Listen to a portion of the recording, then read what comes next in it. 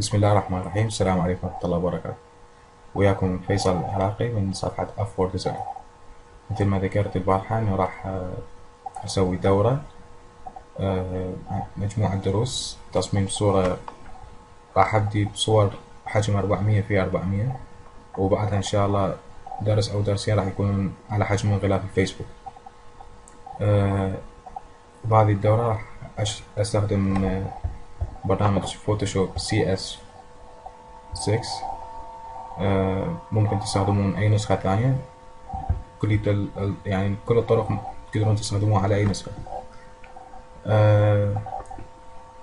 الملحقات راح أرفعها طبعا ويا الدرس برابط للتحميل على موقعنا www.f4design.net. نبدي بأول درس إن شاء الله. أول شي نفتح عمل جديد. طبعا بهذا الدرس راح أستخدم اختصارات الكيبورد للسرعة، فاللي بعدهم ما يعرفون اختصارات الكيبورد ممكن يشوفون الدرس الأول على موقعنا بشرح كامل عن الاختصارات. نفتح عمل جديد، كنترول ان، نختار الحجم 400 بكسل والريزوليوشن نخليه 300 حتى الصورة تكون واضحة. ممكن بالأخير يكون العمل حجمه أكثر من ميجا أو 2 ميجا، بس هذا راح يحافظ على الصورة النهائية. نفتح العمل. هذا أول شي 400 في 400. نختار أداة البرش تول. طبعا هذه الفرش موجودة بالنسخة نفسها، يعني مو فرش خارجية. نختار أخير فرشة. تلاحظون إنه هذه الفرشة ممكن تكون لنا شكل. هذا الشكل راح نستخدمه وراح يكون التصميم عليه. بس قبل هذا راح أشرح لكم بعض الطرق. أول شي احنا لازم نستخدم خامة بالخلفية. يعني لو الخلفية بقت بلون أبيض أو لون أي لون ثاني، مجرد لون ساده، راح تقلل من جمالية التصميم.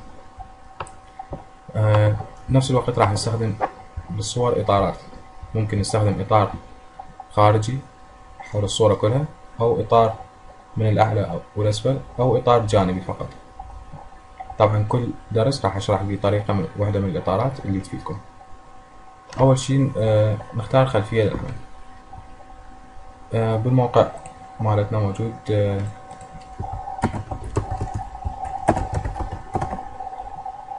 على موقعنا موجود خامات، يعني أكثر من 100 خامة موجودة، ممكن تحملوها تستفادون منها. راح أفتح الخامات اللي عندي بالجهاز.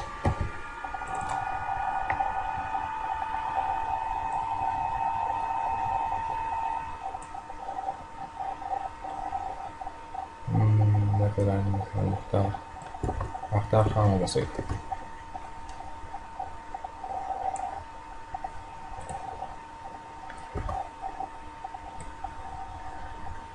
من الصورة راضية تفتح. نرجع نكمل الدرس. طبعا عندي مشكلة بفتح الخامات أو فتح الصور. نقدر نفتح الصور عن طريق فايل اوبن، ونختار الصور من جهازنا. نختار أي خامة. طبعا أي صورة أو أي خامة ممكن نستخدم، يعني نقص جزء بسيط من عدها ونستخدمها كخامة. مثلا راح أستخدم هذه الصورة. تلاحظون إنه سكرابس على تكستشر وصاير باك جراوند. ممكن احنا نستخدم ممكن نستخدم الجزء هذا فقط من الصورة. يعني نختار مثلا نسوي كوبي عن طريق الكيبورد، كنترول سي كيبورد كوبي، وهنا بيست. نكرر الطبقة كنترول جي، بعدين ندمجها عن طريق كنترول اي. تلاحظون صارت عندنا خامة خلفية بلون ونقشة مميزة. ممكن هذه الألوان السوداء نشيلها عن طريق أداة السبوت هيرنج، ما نحتاجها. الخطوة الثانية نسوي إطار. الإطار راح أستخدم بيه باترنز. الباترنز هي ملفات عبارة عن صور صغيرة بس راح تتكرر بالشكل اللي انتوا تريدوه. مثلا الإطار راح يكون أعلى وأسفل، أو نخليه إطار كامل. نفتح لاير جديد، كنترول شيفت ان، لاير جديد، ونختار عن طريق الكيبورد كنترول اي حتى يصير عندنا سيلكت اول، نختار اديت، بعدها نختار ستروك. الإطار يعني إذا الصورة 400 في 400 مثلا ممكن نخليه 10 بكسل بلون أبيض. طبعا اللون ما يهم لأنه بعدين راح يكون داخله باترن فما يبين اللون. تلاحظون صار عندنا إطار خارج الصورة. حتى نضيف باترن لهذا الإطار نضغط مرتين على اللاير. طبعا الشغلة الثانية الأفضل إنه كل لاير نعطيه اسم حتى من نحب نعدل على الصورة نقدر نعدل عليها بسهولة. إذا حبينا الإطار نعطيه باترن، نضغط مرتين على اللاير، بعدها نختار باترن اوفرلي. هذا الباترن راح يدخل شكل بسيط على الصورة. طبعا طريقة إدخال الباترن جديد، يعني إذا حملتوا باترن جديد تحبون تدخلوه للفوتوشوب، بعد ما توصلون لهذا المكان عن طريق هذه الأيقونة تختارون لود باترنز،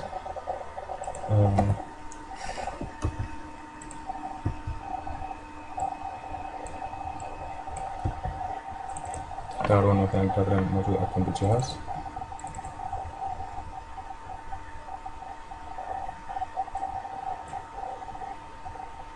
ممكن راح يعني يقلل من سرعة عمل الجهاز أو يثقله، بس راح يكون شي مفيد للتصميم. مثلا نختار باترن مناسب للصورة،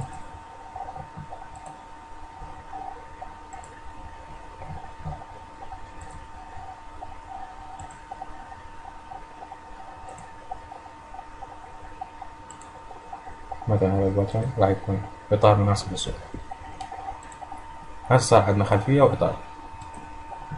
نفتح لاير جديد بس الفريم الإطار يكون بالأعلى. نفتح لاير جديد كنترول شيفت ان، نختار أداة البرش تول فرشات، نختار الفرشة الأخيرة ونرسم شكل مثل ما احنا حابين بأي لون. اللون مو مشكلة حاليا. نرسم مثلا هيك شي أو مجرد دائرة أو يعني أي الشكل اللي أنتوا تحبوه. أهم شي ما تتقيدون بشكل واحد، لأن إذا الكل تتقيدون بشكل واحد فالتصاميم راح تكون كلها نفس الشي وما راح يكون تميز أو تغير بالأشخاص. فأنا راح أسوي الشكل هذا. طبعا الأفضل إنه تكون رسمة واحدة بدون ما يعني ضغطة ماوس واحدة.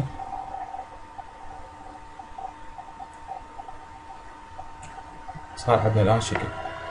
طبعا أعتذر عن الصوت الخاص بالجهاز، ذكرت أمس إن الجهاز بمشكلة. إن شاء الله الجهاز الجديد تكون حالته أحسن. الآن صار عندنا هذا الشكل، نحب ندخل عليه الصورة. هذا التصميم راح أخليه يكون كاظم السنة. نفتح مثلا صفحة الفيسبوك، نختار نبحث عن صفحة كاظم السنة فيها صور، نختار صورة مناسبة للكاظم.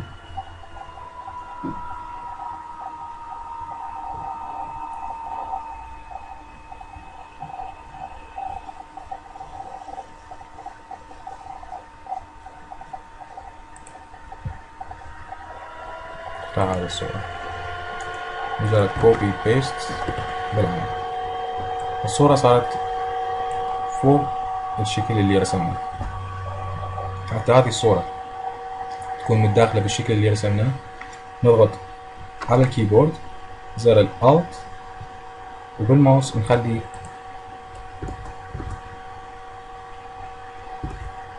هاي تلاحظون المعاناة اللي نعانيها بالتصميم. الت من الكيبورد وبالماوس نخلي الماوس بين الطاولتين بين الصورة مال كاظم وبين الشكل اللي رسمناه. راح تلاحظون إنه الماوس يتغير شكله إلى سهم أسفل. إذا ضغطنا مرة واحدة بالماوس الصورة راح تدخل بالشكل. تلاحظون إنه الصورة دخلت بالشكل. نصغر الصورة شوية حتى تبين. طبعا صدفة صارت اللون الخاص بالصورة أسود واللون اللي رسمناه أسود، شبه صورة واحدة. صار عندنا هذه الصورة حتى عندنا مكان سواد هواي، ممكن نخليه هنا. صار عندنا سواد هنا. حتى نملي هذا السواد نكرر اللاير كنترول جي، نرجع ندخلها بالشكل، نكبر الصورة شوي، نخلي الوجه هنا ونقلل من الأوبسيتي، وبعدين ننطيق هذه الصورة نسويها كنترول شيفت يو حتى تصير أسود أبيض. نختار أداة المساحة بشكل عريض، نمسح أطراف الصورة اللي على الصورة الأصلية، نمسح الزائد فقط. تلاحظون صار عندنا الصورة بشكل كامل. أفضل إنه هيج طبقات، مثلا طبقة هذا الشكل والصور ثاني كلهن إذا حبينا نحركهن لازم نحركهن مرة واحدة، فنخليهن داخل جروب.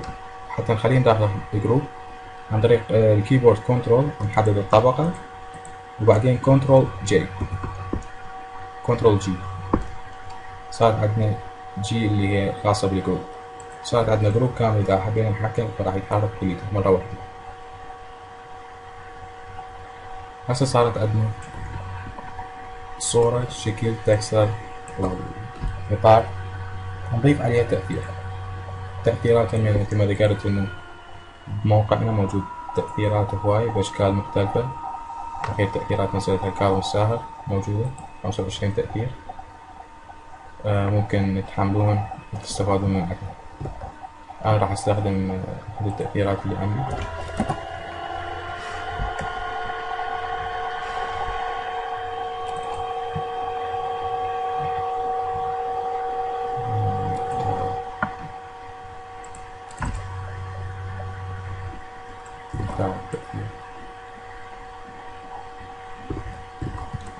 نسيت مشكلة فتح الملفات.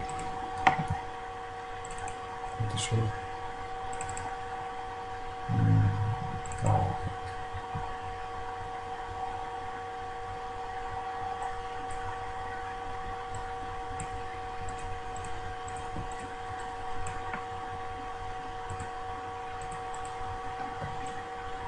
تلاحظون إنه نقلنا الإفكت على الصورة عادي فوق الإطار.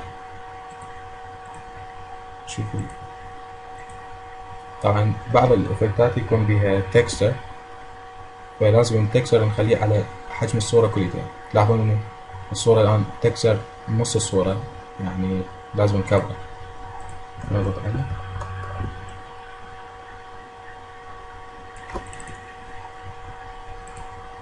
تكستر فين.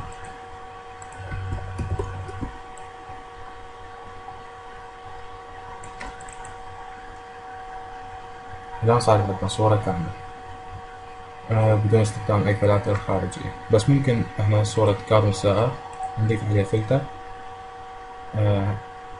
يعني يضيف لها جمالية، هو فلتر التوباس ادجستمنت. نكرر العمل، نكرر اللاير، نرجع ندخلها بالطبقة، فلتر توباس ادجستمنت.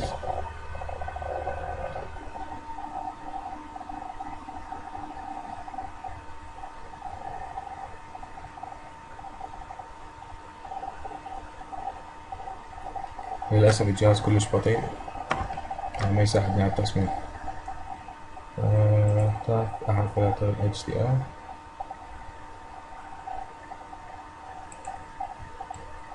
تعالون التأثير اللي ينطلق الصورة.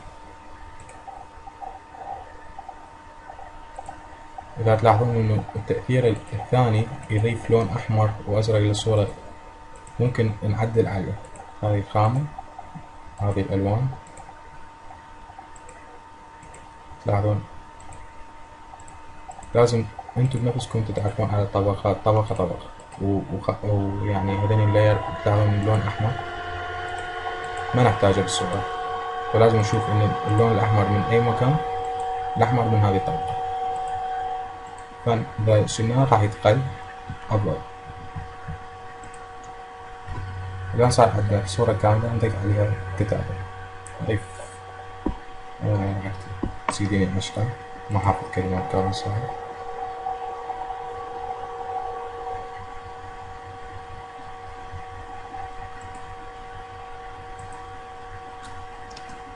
بنظري الكتابة أهم شي بالتصميم، يعني ممكن أي شخص يصمم صورة حلوة بتأثير حلو بفيكة حلوة، بس بالأخير يكتب الكلام بخط مو حلو أو بشكل عشوائي أو يستخدم أكثر من لون. بهذه الحالة التصميم كليته ما راح يكون له فائدة. يعني الأهم شي الناس من تحب تشوف صورة تحب تشوف صورة وتقرأ الكتابة بشكل بسيط.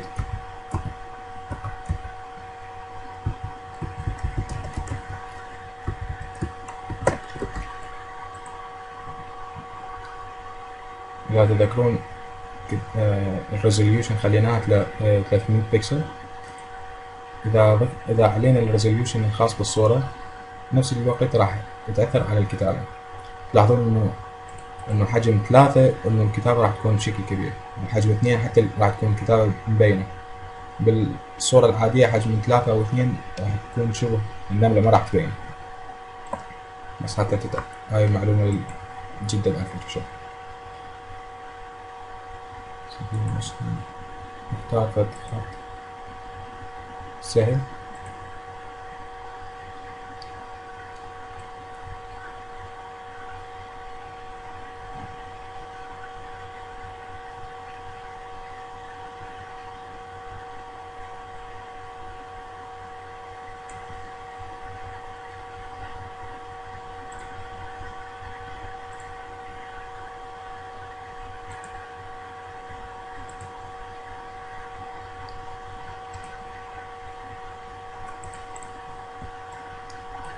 هاي الكتابة صارت نضيف عليها تأثير بسيط. طبعا ممكن نضيفها تحت التأثير الأصلي حتى تكون عليها يعني تأثير الخامة وتأثير الألوان. نكرر الطبقة الخاصة بالكتابة، duplicate layer، Ctrl J، صار عندنا طبقتين كتابة. الطبقة الأولى نختار مثلا نعطيها باترن بلون معين. الباترن ممكن نعطيه للإطار، ممكن نعطيه للكتابة، ممكن نعطيه لأي شيء، وهو يضيف صور تأثير بسيط على يعني مثل ما تقولون تأثيره بسيط بس يعطي جمالية للتصميم.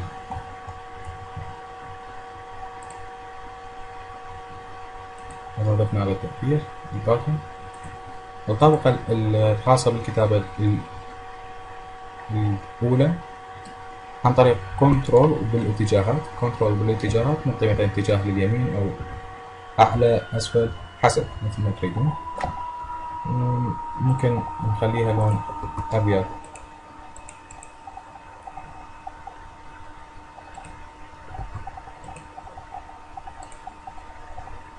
الأبيض ما يبين.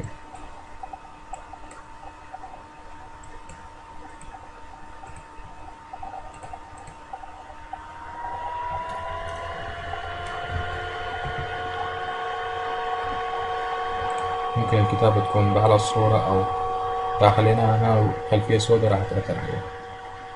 أعتقد هنا المكان الأفضل.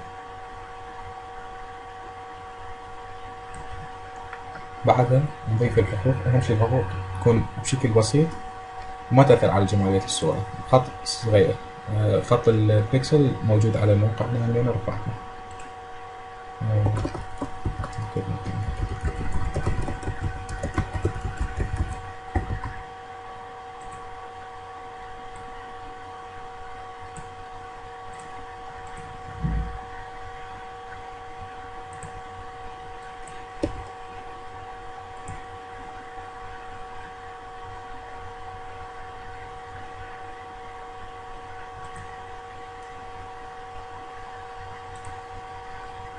راح تكون الصورة راح تكون صعب، راح أكتب الحروف بهاي الجودة مع الصورة، فممكن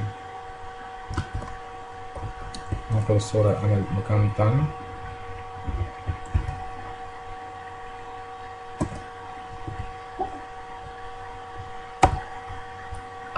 العمل نعطي جودة مثلا 72، خلي الصورة دي نكتب الحروف عليها.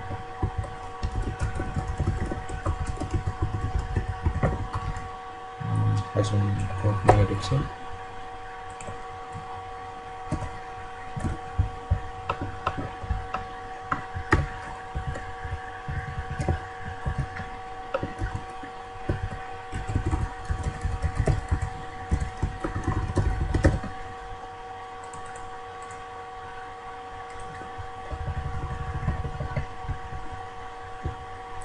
نمشي الحقوق تكون بشكل بسيط. اكو بعض الاشخاص يحطون الحقوق بنص الصورة وبشكل خط 20 بكسل، يعني تضيع جمالية الصورة. نحطها هون بلون أبيض.